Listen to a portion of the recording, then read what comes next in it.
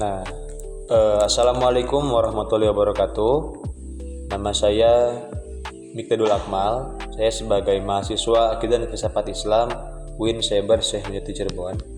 Nah, di sini saya akan meresum buku yaitu yang berjudul Ulama dan Kekuasaan karya Jajat Burhanuddin. Nah, sejak dulu ulama dan penguasa ini memiliki hubungan yang kompleks ya.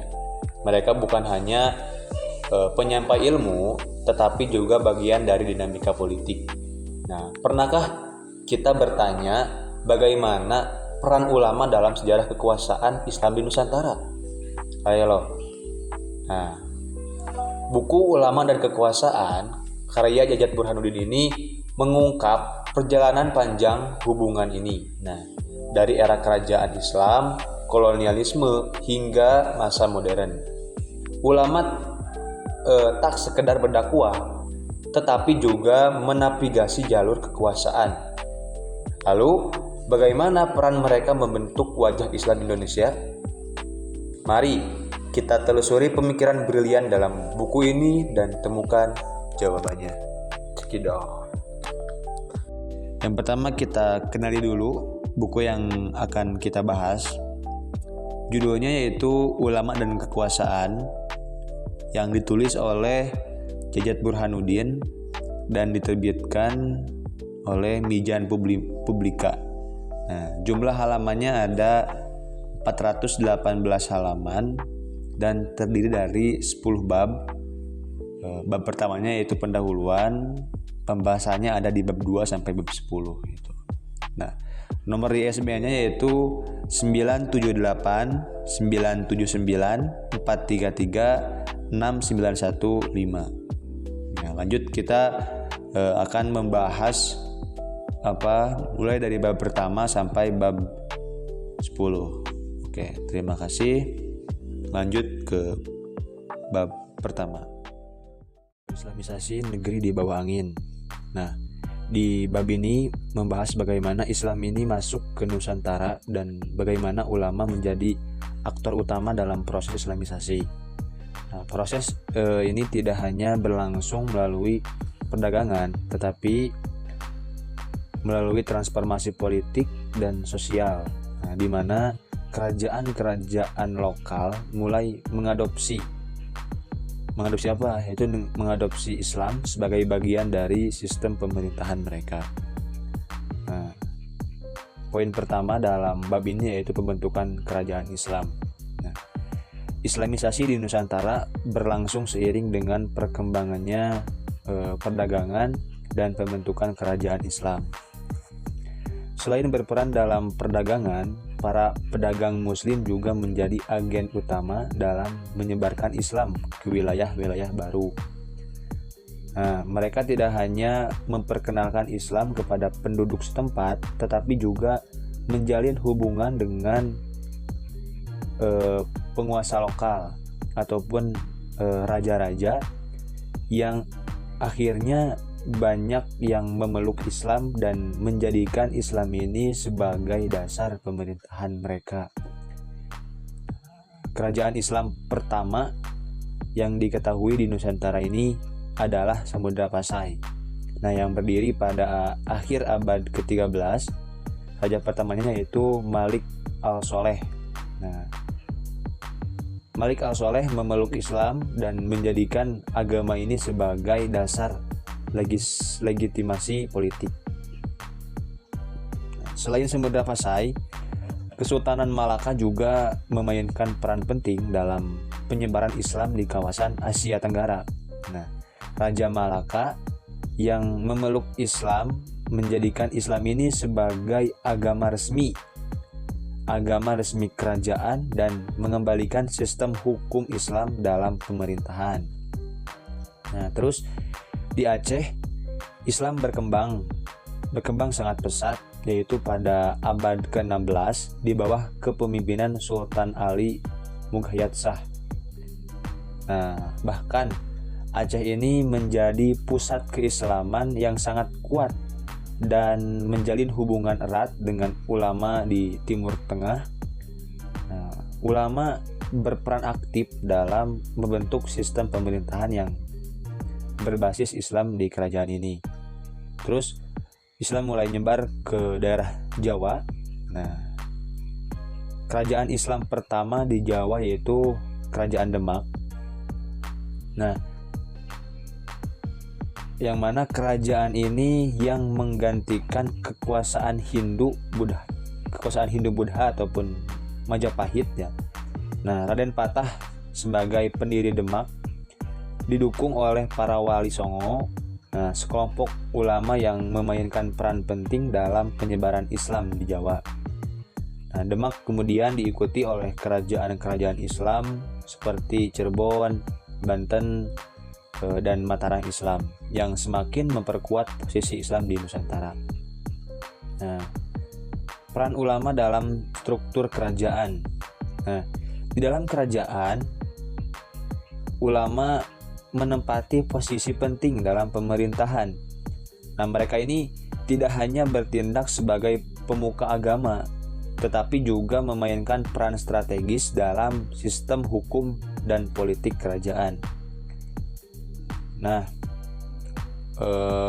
ada beberapa posisi pemerintahan kerajaan yang dipegang oleh ulama-ulama Islam seperti menjadi qadhi ataupun hakim Islam.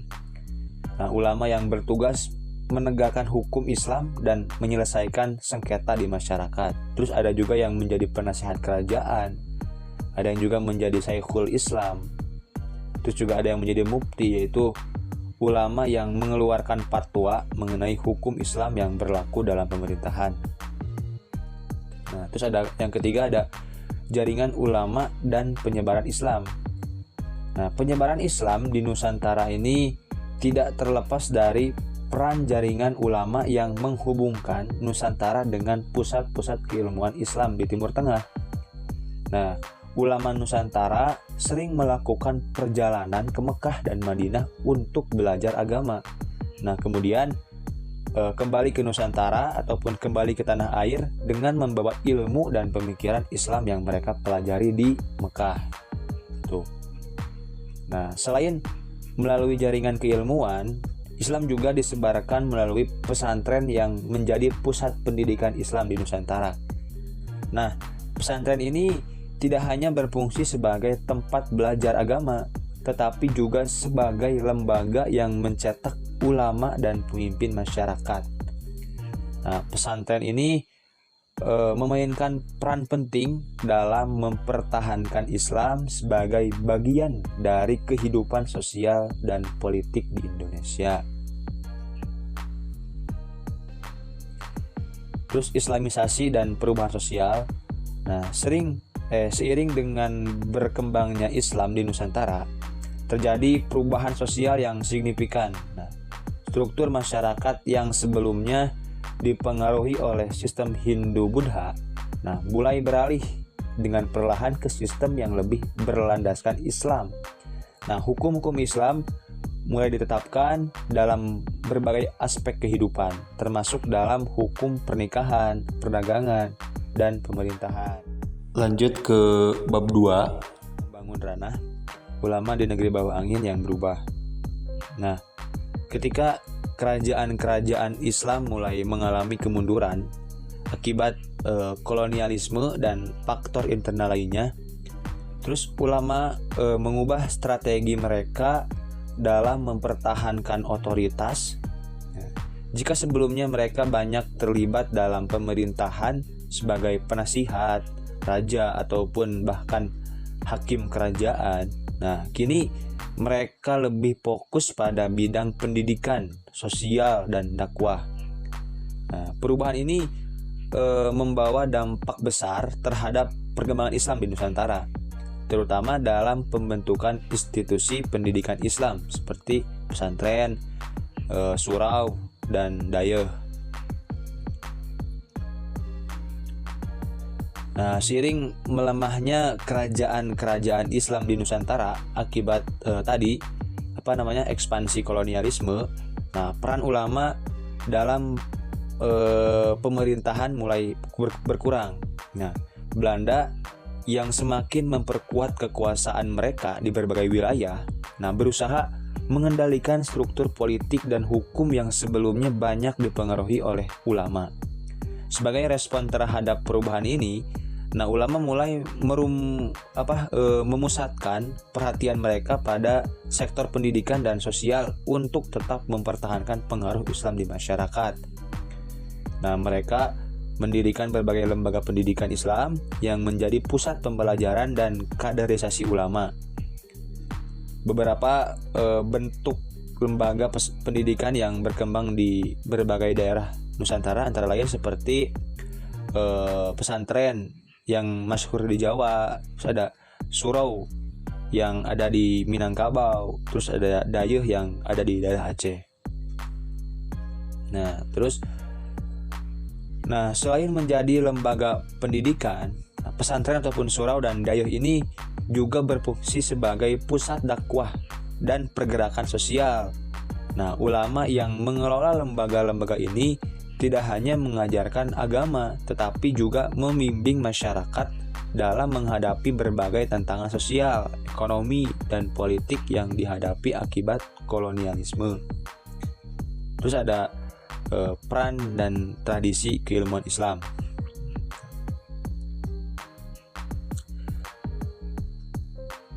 Pendidikan di pesantren bukan hanya mengajarkan hal-hal keagamaan, tetapi para santri diajarkan terkait keterampilan praktis, seperti pertanian, perdagangan, dan kerajinan, yang mana nantinya akan memungkinkan santri untuk mandiri secara ekonomi setelah mereka menyelesaikan pendidikan. Hal ini menjadikan pesantren sebagai pusat pemberdayaan masyarakat yang tidak hanya berfokus pada aspek keagamaan, tetapi juga pada kesejahteraan ekonomi dan sosial umat Islam. Selain berperan dalam pendidikan, pesantren juga menjadi pusat perlawanan terhadap kolonialisme. Banyak ulama-ulama pesantren yang terlibat dalam gerakan perlawanan terhadap Belanda, baik dalam bentuk perlawanan fisik maupun perjuangan intelektual. Ulama seperti Kiai Haji Ahmad Dahlan, Kiai Hasyim Asy'ari, beliau ini merupakan contoh figur yang mana menggunakan pesantren sebagai basis gerakan sosial dan keagamaan. Mereka tidak hanya mengajarkan Islam dalam konteks ibadah, tetapi juga dalam konteks perjuangan melawan ketidakadilan dan penindasan kolonial. Terus ada Islam dan perubahan sosial. Selain itu, munculnya organisasi Islam yang sifatnya modern seperti Muhammadiyah dan Nahdlatul Ulama ataupun biasa disebut dengan NU. Semakin memperkuat peran ulama dalam kehidupan sosial dan politik Indonesia. Organisasi-organisasi ini berfungsi sebagai wadah bagi siapa? Bagi ulama untuk berkontribusi dalam pendidikan, dakwah, dan kebijakan sosial. Sehingga peran mereka ini tidak hanya terbatas di lingkup pesantren, tetapi juga merambat ke sektor yang lebih luas. Organisasi-organisasi ini juga berperan dalam membentuk identitas Islam di Indonesia khususnya yang unik ya pastinya, di mana tradisi lokal dan ajaran Islam saling beradaptasi dan memperkaya satu sama lain. Ya, seperti Muhammadiyah misalnya menekankan pentingnya modernisasi dalam pendidikan Islam. Ada sementara NU yang berfokus pada pelestarian tradisi Islam yang berbasis pesantren. Keduanya pendekatan ini saling melengkapi ya dalam membangun kekuatan Islam di Nusantara. Terus perlawanan ulama terhadap kolonialisme. Tadi selain membangun pendidikan dan struktur sosial, banyak ulama juga berperan dalam gerakan perlawanan terhadap kolonialisme. Nah, ada beberapa gerakan perlawanan yang dipimpin oleh ulama seperti Perang Diponegoro, yaitu pada tahun 1825 sampai 1830, yang dipimpin oleh Pangeran Diponegoro yang mendapatkan dukungan dari ulama pesantren dalam perjuangan melawan Belanda. Terus ada Perang Padri, yaitu pada tahun 1803 sampai 1838, yaitu perlawanan kaum Padri yang dipimpin oleh ulama Minangkabau dalam melawan pengaruh kolonial Belanda. Terus ada Gerakan Sarekat Islam ataupun biasa disebut dengan SI. Nah, sebuah organisasi yang dipimpin oleh Haji Samanhudi dan Cokro Aminoto yang berjuang melalui pendekatan ekonomi dan sosial untuk meningkatkan kesejahteraan umat Islam. Bab 3 itu jaringan Timur Tengah dan menguatnya diskursus Islam berorientasi syariat. Nah, pada bab ini menjelaskan bagaimana ulama Nusantara yang membangun jaringan intelektual dan spiritual dengan ulama di Timur Tengah, terutama di daerah kota Makkah dan Madinah. Yang pertama ada komunitas Jawi di Makkah. Nah, komunitas Jawi ini merupakan sebutan bagi para ulama dan pelajar asal Nusantara yang menetap dan menuntut ilmu di Makkah. Nah, sejak abad ke-17 banyak santri dari berbagai wilayah di Nusantara seperti Aceh, Minangkabau, Banten, dan Jawa yang berangkat ke Makkah untuk menimba ilmu dari ulama besar di sana. Nah, komunitas ini menjadi jembatan bagi transfer keilmuan Islam di Timur Tengah ke Indonesia, yang mana nantinya memperkuat jejaring ulama dari kedua kawasan tersebut. Tuh. Terus beberapa ulama Nusantara yang terkenal dan memiliki peran penting dalam komunitas Jawi ini antara lain seperti Syekh Nawawi Al-Bantani, seorang ulama besar asal Banten yang menjadi guru di Masjidil Haram. Nah, ia menulis banyak sekali kitab dalam bidang tafsir, fikih, dan tasawuf yang hingga saat ini masih digunakan di pesantren-pesantren di Indonesia. Terus ada Syekh Ahmad Khatib Al-Minangkabawi, ulama asal Minangkabau yang menjadi imam di Masjidil Haram dan guru bagi banyak ulama di Nusantara. Nah, ia dikenal sebagai pemikir Islam yang kritis terhadap praktik-praktik tradisional yang dianggap bertentangan dengan Islam. Terus ada Syekh Abdul Karim Al-Bantani. Nah, salah satu ulama yang turut berperan dalam menyebarkan ajaran Islam dan membangun hubungan erat antara Nusantara dan Timur Tengah. Terus ada Syekh Mahfud At-Tarmasi.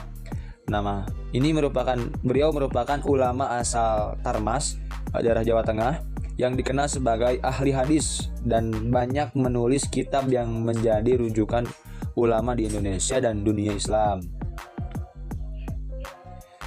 Terus ada percetakan dan penerbitan kitab. Nah, terus pada abad ke-19, perkembangan teknologi percetakan memungkinkan penyebaran gagasan Islam semakin luas. Yang sebelumnya ilmu itu bisa didapatkan banyak diajarkan secara lisan ataupun melalui manuskrip yang ditulis tangan. Nah, namun dengan adanya percetakan kitab-kitab keislaman, bisa diproduksi dalam jumlah besar gitu. Jadi tulisan-tulisan ataupun karya-karya ulama itu bisa dicetak dan disebarluaskan, dikirim ke berbagai wilayah termasuk Nusantara. Nah, banyak kitab yang dicetak di Mekah dan di Kairo kemudian beredar di Indonesia yang memperkuat pemahaman Islam yang lebih berorientasi pada syariat. Beberapa kitab penting seperti Tafsir Marah Labib, ada kitab Al-Ibanah, ada Syarah Al-Muqaddimah Al-Hadramiyah, terus juga ada kitab Kifayatul Azkiya. Nah, itu. Terus ada dampak jaringan ulama Nusantara Timur Tengah. Hubungan erat antara ulama Nusantara dan ulama Timur Tengah membawa dampak yang sangat besar terhadap perkembangan Islam di Indonesia. Nah, beberapa dampak ulama dari jaringan ini antara lain seperti penyebaran madhab Syafi'i, yaitu melalui komunitas Jawi dan kitab-kitab yang beredar mazhab Syafi'i menjadi mazhab dominan di Nusantara. Terus juga ada pembentukan kurikulum pesantren. Materi-materi pendidikan Islam di pesantren banyak dipengaruhi oleh sistem pendidikan di Mekah dan Madinah. Nah, itu berdasarkan antara komunitas Jawi ataupun ulama-ulama Nusantara yang belajar di Timur Tengah dan membawanya ke Indonesia. Terus ada peningkatan otoritas ulama Nusantara. Nah, ulama yang pernah belajar di Mekah mendapatkan legitimasi lebih besar dalam masyarakat karena dianggap memiliki ilmu yang lebih mendalam dan otoritas keagamaan yang lebih kuat. Nah, itu. Terus ada peran ulama dalam reformasi Islam. Nah, selain mempertahankan tradisi Islam, ulama Nusantara juga berperan dalam gerakan reformasi Islam yang berkembang pada akhir abad ke-19 dan awal abad ke-20. Banyak sekali ulama yang kembali ke Mekah dan membawa gagasan pembaruan dalam bidang pendidikan, ekonomi, serta politik. Nah, mereka mulai mendirikan organisasi Islam seperti tadi Muhammadiyah yang didirikan oleh K.J. Ahmad Dahlan, yang lebih fokus pada pendidikan Islam yang sifatnya modern dan sistematis. Terus ada Nahdlatul Ulama yang didirikan oleh Kiai Haji Hasyim Asy'ari yang mempertahankan tradisi pesantren dan mazhab Syafi'i. Terus ada Persatuan Islam atau bisa disebut dengan Persis yang mengusung pemurnian ajaran Islam dan menolak praktek-praktek keagamaan yang dianggap tidak sesuai dengan syariat. Ke bab 4 yaitu kolonialisme dan pembentukan elit muslim baru. Nah, pada bab ini membahas bagaimana kolonialisme Belanda membawa perubahan signifikan terhadap struktur sosial dan keagamaan di Nusantara. Kebijakan kolonial tidak hanya berdampak pada aspek ekonomi dan politik, tetapi juga secara langsung mempengaruhi kehidupan keagamaan. Nah, ulama dihadapkan pada tantangan besar dalam mempertahankan Islam sebagai bagian dari identitas masyarakat di tengah tekanan dari pemerintah kolonial. Dampak kolonialisme terhadap Islam di Nusantara. Belanda mencoba mengontrol Islam dengan berbagai kebijakan. Nah, salah satunya melalui sistem penghulu, yaitu pejabat agama yang bertugas di bawah administrasi kolonial. Dengan sistem ini, Belanda berusaha mengendalikan aktivitas keagamaan dan memastikan bahwa Islam tidak berkembang menjadi gerakan politik yang berpotensi melawan pemerintahan kolonial. Itu. Namun tidak semua ulama tunduk pada sistem ini. Ada dua respon utama dari ulama terhadap kolonialisme. Yang pertama ada ulama yang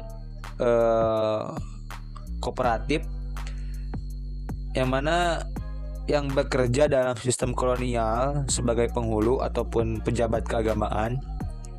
Mereka melihat posisi ini sebagai kesempatan untuk tetap menjaga dan menjalankan ajaran Islam dalam keterbatasan yang ditetapkan oleh Hindia Belanda.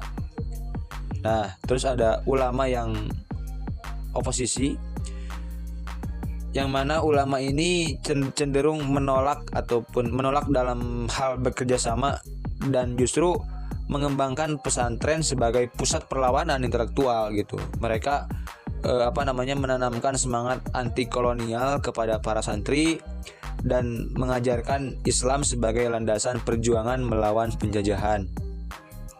Terus ada peran Snok Hagraj dan politik Islam Belanda. Nah, Belanda memahami bahwa Islam ini memiliki potensi besar gitu ya untuk menjadi alat mobilisasi perlawanan terhadap kolonialisme.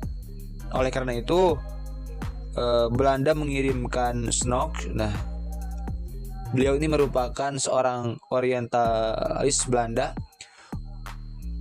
ditugaskan untuk meneliti Islam di Nusantara. Nah, setelah melakukan penelitian, Snok menyarankan strategi berikut. Nah, yang pertama, membedakan Islam sebagai agama dan Islam sebagai gerakan politik.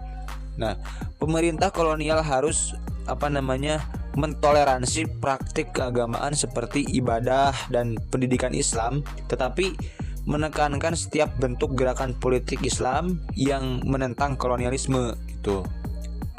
Yang kedua yaitu mengawasi ulama yang berpengaruh gitu, dan memastikan bahwa ajaran mereka tidak mengarah pada perlawanan terhadap kolonialisme. Terus itu yang terakhir, menetapkan kebijakan asimilasi, di mana Muslim diberikan kesempatan dalam pendidikan dan pekerjaan administrasi agar mereka lebih menerima sistem kolonial gitu. Terus yang ketiga, munculnya elit Muslim baru. Nah, salah satu dampak dari kebijakan kolonial adalah munculnya kelompok elit Muslim baru yang mendapatkan pendidikan di sekolah-sekolah kolonial. Nah, mereka ini memiliki pemahaman yang berbeda tentang Islam dibandingkan dengan ulama ataupun santri pesantren yang lebih tradisional. Nah, kelompok ini kemudian menjadi pelopor dalam gerakan nasionalisme Islam. Nah, beberapa faktor yang mempengaruhi kemunculan elit Muslim antara lain seperti pendidikan Barat. Nah, banyak anak-anak Muslim yang mengenyam pendidikan di sekolah-sekolah Belanda sehingga mereka ini memiliki akses ataupun pemikiran modern dan konsep nasionalisme. Terus ada kontrak dengan dunia luar. Pelajar Muslim yang berangkat ke Timur Tengah ataupun Eropa yang membawa gagasan baru gitu ya tentang kemerdekaan dan pemerintahan sendiri. Terus organisasi Islam modern, munculnya organisasi seperti Syarikat Islam yang memungkinkan Muslim terdidik untuk berperan dalam gerakan politik dan ekonomi. Nah, Syarikat Islam yang didirikan pada tahun 1911 menjadi contoh nyata bagaimana elit Muslim baru ini menggabungkan pemikiran Islam dan nasionalisme untuk melawan kolonialisme. Nah, organisasi ini tidak hanya berperan dalam perlawanan politik, tetapi juga dalam pemberdayaan ekonomi umat Islam melalui koperasi dan jaringan perdagangan. Ya, inilah organisasi yang menjadi cikal bakal ataupun munculnya nama-nama seperti Soekarno, Semaun gitu. Nah, terus ada peran pesantren dan perlawanan. Nah, sementara elit Muslim baru ini bergerak dalam ranah politik, sedangkan pesantren tetap menjadi pusat perlawanan intelektual dan spirit terhadap kolonialisme. Nah, ulama pesantren menanamkan nilai-nilai keislaman yang kuat serta semangat jihad untuk melawan penjajahan. Nah, beberapa yang menjadi pusat perlawanan terhadap Belanda antara lain seperti pesantren Tebu Ireng yang dipimpin oleh Kiai Hasyim Asy'ari yang mempertahankan Islam dari intervensi kolonial. Terus ada pesantren Gontor yang mengembangkan Islam pendidikan modern tanpa kehilangan nilai Islam. Nah, terus Islamisasi dan pergerakan nasional. Nah, seiring dengan semakin kuatnya perlawanan terhadap kolonialisme, Islam ini menjadi bagian penting dalam gerakan nasional. Nah, ulama tidak hanya berperan dalam pendidikan dan dakwah, tetapi juga aktif dalam organisasi pergerakan kemerdekaan. Nah, beberapa organisasi Islam yang berperan dalam pergerakan nasional antara lain seperti Nahdlatul Ulama. Nah, yang selain menjaga tradisi Islam pesantren juga aktif dalam perlawanan terhadap penjajahan. Ada Muhammadiyah yang fokus pada modernisasi pendidikan dan kesejahteraan sosial, tetapi juga mendukung gerakan kemerdekaan. Ada Masyumi yang menjadi wadah politik bagi Muslim setelah Indonesia merdeka dan memperjuangkan nilai-nilai Islam dalam kebijakan negara. Tuh. Lanjut ke bab 5, menjadi komunitas berbeda, dimensi historis, sosiologis pesantren. Poin pertama yaitu transformasi ulama dari istana ke pesantren. Seiring melemahnya kerajaan Islam akibat kolonialisme, banyak ulama yang kehilangan posisi mereka di istana. Sebelumnya, ulama itu kan berperan sebagai penasihat raja, hakim syariah, dan administrator dalam pemerintahan kerajaan Islam. Nah, namun dengan masuknya kolonialisme, para ulama dalam pemerintahan mulai dikurangi atau bahkan dihilangkan oleh pemerintah kolonial. Nah, sebagai respon terhadap perubahan ini, ulama kemudian mengalihkan fokus mereka ke sektor pendidikan dan mendirikan pesantren sebagai pusat dakwah dan pembelajaran Islam. Nah, pesantren di sini berkembang menjadi lembaga pendidikan yang tidak hanya mengajarkan ilmu agama, tetapi juga membentuk komunitas muslim yang memiliki identitas kuat serta kemandirian dalam berbagai aspek kehidupan. Nah, ada struktur dan tradisi pesantren. Nah, pesantren ini memiliki beberapa karakteristik utama yang membedakannya dari sistem pendidikan lain. Yang pertama ada pola pendidikan tradisional. Nah, pengajaran di pesantren menggunakan metode sorogan, yaitu pembelajaran individu di mana santri membaca kitab di hadapan kiai. Yang kedua ada metode bandongan.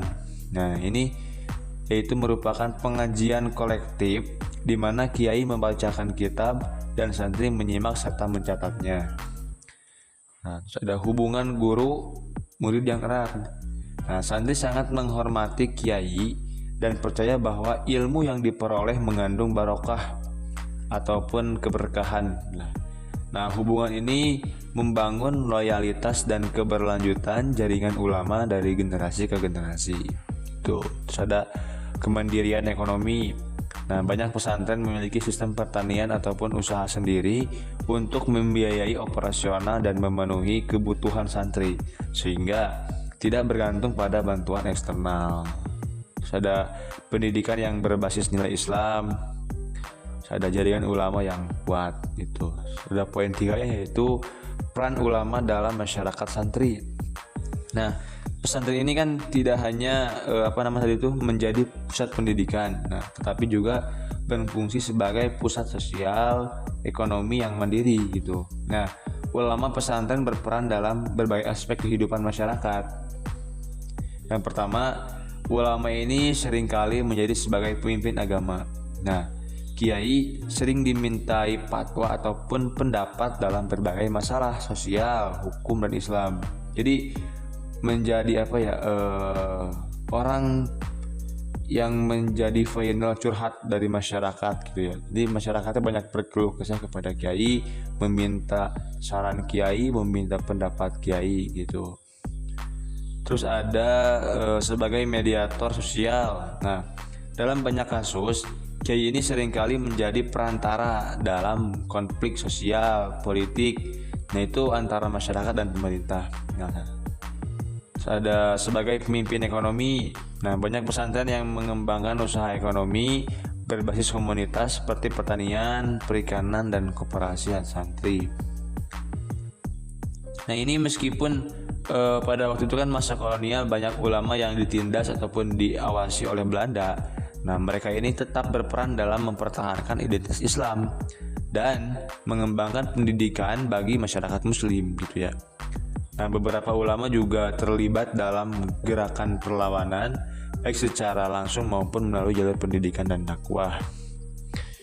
Nah, ada pesantren sebagai benteng budaya Islam. Nah, salah satu peran utama ya pesantren adalah yaitu menjaga tradisi Islam dari pengaruh eksternal yang dapat merusak nilai-nilai keislaman.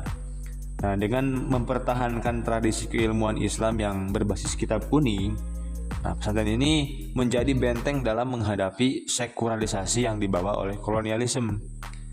Nah, selain itu, pesantren juga memainkan peran dalam pelestarian budaya lokal yang selaras dengan ajaran Islam. Nah, dalam beberapa kasus, pesantren ini beradaptasi dengan budaya setempat untuk membentuk Islam lebih mudah diterima oleh masyarakat tanpa menghilangkan esensi ajarannya. Nah, inilah yang kemudian melahirkan konsep Islam Nusantara, di mana Islam berkembang dengan karakter khas yang dipengaruhi oleh budaya lokal tanpa kehilangan nilai-nilai fundamentalnya. Nah, itu salah satu perbedaannya Islam Indonesia dengan Islam di Arab, Islam di Mesir, Islam di daerah-daerah Timur Tengah. Ya, ini Islam di Indonesia ini Islam yang sifatnya bercorak gitu ya, mempertahankan tradisi lama tapi ya mengambil hal-hal yang baru yang baik gitu. Tuh. Ada pesantren dan dinamika modern. Nah, seiring perkembangannya zaman, pesantren juga mengalami transformasi dalam sistem pendidikan. Beberapa pesantren mulai mengadopsi sistem pendidikan formal dengan memasukkan kurikulum umum di samping kurikulum agama. Nah, hal ini tuh dilakukan untuk memastikan bahwa santri ini tidak hanya memiliki pemahaman agama yang mendalam gitu ya, tetapi juga memiliki keterampilan yang dapat membantu mereka beradaptasi dengan dunia modern. Beberapa perkembangan yang terjadi dalam sistem pesantren antara lain seperti integrasi pendidikan formal. Nah, banyak pesantren yang memasukkan kurikulum sains, matematika, dan bahasa asing agar santri memiliki wawasan yang lebih luas. Terus ada pemanfaatan teknologi, terus partisipasi dalam organisasi keislaman.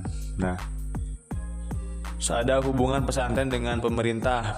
Nah, dalam perkembangannya, pesantren ini juga mulai menjalin hubungan dengan pemerintah, terutama dalam bidang pendidikan dan sosial.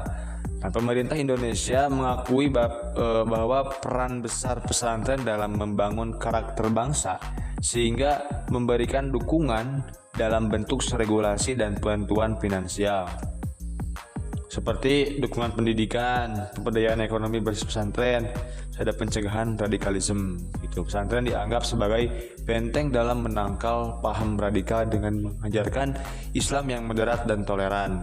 Nah, namun ada juga tantangan dalam hubungan ini, seperti bagaimana menjaga independensi pesantren agar tidak terlalu tergantung pada kebijakan pemerintah, yang mana mungkin tidak selalu sejalan dengan prinsip-prinsip Islam yang diajarkan di pesantren.